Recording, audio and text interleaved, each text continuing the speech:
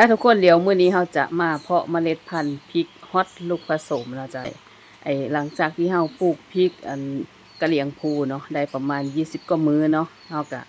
เริ่มมาเพาะเมล็ดพริกเนาะเมล็ดพริกพันธุ์ฮอตลูกผสมเนาะที่เราจะปลูกมองนี้เนาะมองต้นทุเรียนนี่แหละเนาะจ๊ะหลังจากที่ปั่นไปแล้วก็ว่านปูนขาวไปเนาะแล้วก็หญ้าขึ้นเรียบร้อยแล้วเนาะจ๊ะเดี๋ยวมื้อนี้เราจะมาเพาะเมล็ดพริกเนาะช่วงกลางเดือนกรกฎาเนาะมื้อนี้พริกได้จักมือแล้วเนาะพริกได้ประมาณ6มื้อเนาะเดี๋ยวไปเบิ่งขั้นตอนการเพาะเมล็ดพริกเฮานะจ๊ะเมล็ดพันธุ์พริกฮอตลูกผสมเนาะยี่ห้อนี้นะจ๊ะดาวทองซับเจ้าสัวเนาะยี่ห้อนี้เฮาจะปลูกมาตลอดนะจ๊ะเพราะว่ามันจะทนฝนได้ดีเนาะเฮาจะกาอยู่ช่วงกลางเดือนสิงหาไม่ใช่กลางเดือนกรกฎาเนาะแล้วก็ช่วงปลายสิงหาเขาก็จะเริ่มปลูกเนาะอันนี้เอาเมล็ดมาแล้วเขาจะใส่ผ้าห่อเนาะผ้ากันบริหายากปานใดดอกเนาะถุงเท้าเก่าเนาะถุงเท้าเก่าที่ว่าชิมนานแล้วเนาะก็เลยเอามาแช่ในมะเขือนี่แหละจ้ะในพริกเนาะพริกฮอตลูกผสมเนาะยี่ห้อนี้ขายได้ตลอดปีเนาะอันนี้จะเป็นน้ำร้อนเนาะจะใส่อุณหภูมิแช่เมล็ดพันธุ์อยู่50 องศาเนาะจ้ะก็เลยต้องต้มน้ำร้อนมาครึ่งหนึ่งค่ะบ่มีที่วัดนั่นเองเนาะจ้ะบ่มีเครื่องวัดอุณหภูมิน้ำเนาะก็เลยใส่น้ำร้อนกับน้ำอุณหภูมิปกติอย่างละแก้วเนาะประมาณนั้นเนาะอันนี้มันมีน้ำเขาก็เลยเททิ้งเนาะจ้ะแล้วก็จะเริ่มใส่น้ำร้อนเนาะเนี่ยใส่น้ำร้อนอยู่แก้วหนึ่งเนาะจ้ะกะน้ำร้อนแก้วหนึ่งแล้วก็น้ำเย็นอีกแก้วหนึ่งเนาะเพื่อจะให้มันอยู่ในอุณหภูมิ50 องศานั่นเองเนาะจ้ะเราก็จะเอามาแช่ไว้คืนหนึ่งเนาะหลังจากคืนหนึ่งแล้วก็มาเอาออกเนาะจ้ะได้แล้ว1 คืนเนาะแช่ไว้เมื่อคืนนี้ก็เอาออกมาเสด็จน้ำแล้วค่อยเอาไปเพาะใส่กระบะต่อไปเนาะนี่เนาะใส่ดินเพาะไว้3เขาเอิ้น3ยัง3 อันเนาะนี่เดี๋ยวใส่ตัวนี้ก่อนนะครับพริกนี้เนาะกระป๋องนี้50 กรัมเนาะเดี๋ยวจะแบ่งให้มันซ้ำๆก่อนแล้วค่อยมันจะพอบ่เนาะค่อนข้างจะที่อยู่ได้ล่ะ50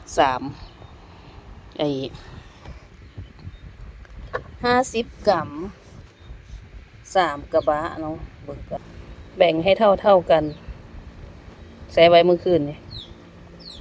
เดี๋ยวแบ่งก่อนโอ้หลายขนาดเลยเด้อนี่อันนี้นะทีมันน่าจะได้ฮอตซี่อยู่อีกกระบะคุณเด้ถ้าทีแบบนี้นะหวังว่ายามถอนคือสีบ่มีเหลืองเอียงให้อันนั้นเนาะถ้าบ่ฟ้าวถอนน่ะที่ป่านนี้นะมันจะเปื่อยได้เนาะเนี่ยตัวนี้อันนึงเนาะอันที่2มึงที่กว่ากันวะ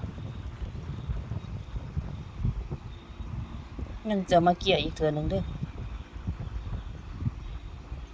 ทีกว่ากันอยู่เด้เนาะประมาณนี้เหลือสักไหนวะ50 กรัมกับแบ่งครึ่งอันน่าจะพออยู่หรอกเนาะ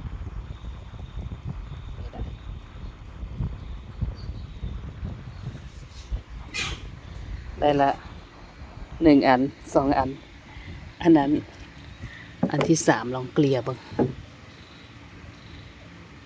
คิดเบิ่งว่าที่ขนาดเลยที่แบบนี้นะตอนที่มันงอกแล้วต้องฟ้าวถอนใส่ถาดเพาะเนาะถ้าพอฟ้าวถอนมันจะเปื่อยได้เนาะหมาก็หายกันประมาณนี้เนาะเกลี่ยเบิ่งมองไหนที่มองไหนห่างประมาณนี้หมุนให้เข้าไปหายกันหมาก็ได้นี่เนาะจะเกลี่ยให้ทั่วๆเนาะมองไหนที่ก็กระจัดกระจายไปเราจะเฮ็ดแค่นี้เนาะมองนี้น่าจะที่พอดีนี่เอามาไว้ขอบไปเนาะเอามาไว้ขอบเนี่ยนี่เนาะจะเกลี่ยให้มันเสมอกัน เกลี่ยให้มันเสมอกันเนาะเนี่ยมันออกงอกแล้วค่อยมาเบิ่งอีกครั้งนึงแล้วกันเนาะว่ามันจะออกฉี่ออกห่างไว้ได้เนาะอันนี้วันนี้เนี่ยประมาณ7-10 วันก็แยกออกมาใส่ถาดเพาะได้แล้วเนาะแต่ว่าผู้ใดจะหยอดเมล็ดใส่ถาดเพาะโดยตรงก็ได้แต่ว่ามันก็ตัวอ่อตัวบ่อ่อเนาะอันอยู่ในหลุมที่หยอดเมล็ดโดยตรงเนาะจะบ่เสมอกันเนาะถ้าเฮ็ดแบบนี้จะเสมอกันเนาะประมาณนี้บ่มีหยังหลายเกลี่ยให้มันทั่วๆคิดเบิ่งว่าจังจี้จังห่างมองได้ทีเกินไปเนาะกระจายมันกระจายโตกันประมาณนี้ลองกระจายดูกระจายไปตรงขอบมันหวังว่าอีกอาทิตย์หนึ่งจะบ่เกิดอีหยังขึ้นเนาะหวังว่าพ่อใหญ่จะแข็งแรงบ่ได้ไปนอนโรงพยาบาลเนาะเขาจะได้ใช้เวลาในการถอนเมล็ดนี่เนาะถอนเมล็ดพริกนี่ประมาณนี้เรียบร้อยเนาะแค่นี้แล้วก็เอาน้ำมาหดมาเฮ็ดตัวนี้บัดมาทำตัวนี้บัดตัวนี้ค่อนข้างจะถี่บ่เฮ็ดตัวใดแล้วไปแล้วตัวนึงเอาตัวนี้เนาะนี่เนาะตัวนี้ค่อนข้างจะที่ก็กันเล่นกระจายเนาะถ้าตัวใดที่ก็กระจายเม็ดมันบ่ให้มันติดกันเนาะ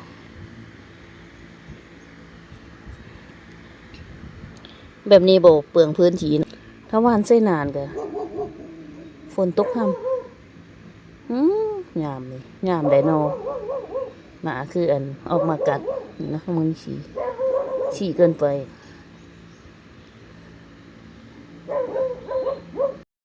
นี่เนาะเขาเพาะวันที่20 กรกฎาเนาะได้3 กระบะเนาะนี่วัสดุเหลือใช้เนาะเกลี่ยเสร็จเรียบร้อยก็เอาน้ำมาหดบานนี่เนาะนี่เนาะเอาน้ำธรรมดาเนาะจ้ะเพราะว่าอยู่ในเม็ดอันเมล็ดพริกนี้เขาเคลือบสารกันเน่ามาแล้วเนาะพวกสารกันเชื้อราเนาะเป็นเม็ดสีชมพูเนี่ยข้าเจ้าอันเคลือบมาแล้วเนาะมันก็เลยแข็งแรงกว่ากันแต่ถ้าบ่ได้แสเขาบ่ได้เคลือบสารเคมีมาเขาจะใช้เชื้อราแต่คุณมารดเนาะแต่ว่าอันนี้เมล็ดพันธุ์พระเจ้าคัดดีแล้วเนาะประมาณนี้รดเช้ารดเย็นเนาะรดเช้ารดเย็นเนาะแต่ว่าอันนึงเขาจะเฮ็ดให้เบิ่งว่าเขาจะใส่ถุงไว้เนาะเดี๋ยวใส่ถุงไว้อันนึงก่อนเนาะโอ้ยอันแบบนี้เนาะใส่ได้ทั้ง2 อันไหมนี่อันนึงหรือ2 อันนี่เนาะ2 อันนี้ที่มันอยู่ในฝาพัดลมเขาจะใส่ถุงไว้เนาะปิดปากมันเอาอย่างกระติวมาหัดไว้นะหรือเอาหนังยางมารัดไว้เลยหนังยางมาหัดไว้เนาะก็น่าประมาณจะมือ2 มือแล้วค่อยมาเปิดเบิ่งแล้วกันเนาะอันนี้ได้2 อันเนาะในถุงนี้ได้2 อันนี่ได้2 อันพัดลมนะ3 วันผ่านไปเนาะเดี๋ยวมาเบิ่งเนาะว่าที่เขาห่อไว้มันจะเริ่มงอกหรือยังเนาะอันนี้เขาห่อไว้เพราะว่าเขาขี้คานหดเสาหดแรงเนาะก็เลยห่อใส่ถุงไว้แช่น้ำคืนนึงเนาะแช่น้ำคืนนึงแล้วก็เอามาพักไว้โอ้โห3 วันนี้งอกจนว่าจะเปื่อยแล้วเหรอนี่เนาะเริ่มงอกหลายแล้วคุณนะอุ้ย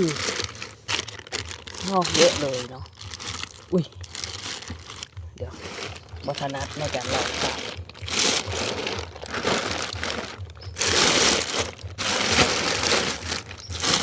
เปียกขนาดเลยเนาะมันจะสูงเกินไปนี่เนาะการเริ่มงอกแล้ว3 วันจะมาเผยไว้เนาะมันสูงโพดแล้วไกลๆอุ้ยมันน้อยอ๋อนี่เนาะงอกมาแล้วแต่ว่าเปียกเกินไปนี่เนาะหลังจากแสเมล็ดแล้วได้5 มื้อกะจิประมาณนี้เนาะ5 มื้อที่ 6กำลังย่างเข้ามาเนาะกะเริ่มงอกแล้วเนาะสำหรับพริก อตลูกผสมเนาะอันนั้นอยู่เอาไว้แถวนี้ก่อนเนาะจ้ะเดี๋ยวจักหน้อยมันมีใบขึ้นมาเขาก็จะถอดใส่ถาดหลุมเนาะนี่เนาะสายของวันที่5เนาะกะกำลังจะงอกเนาะบ่เกิดอีกมื้อ2มื้อก็น่าจะได้แยกใส่ถาดเพาะแล้วเนาะจ้ะสำหรับ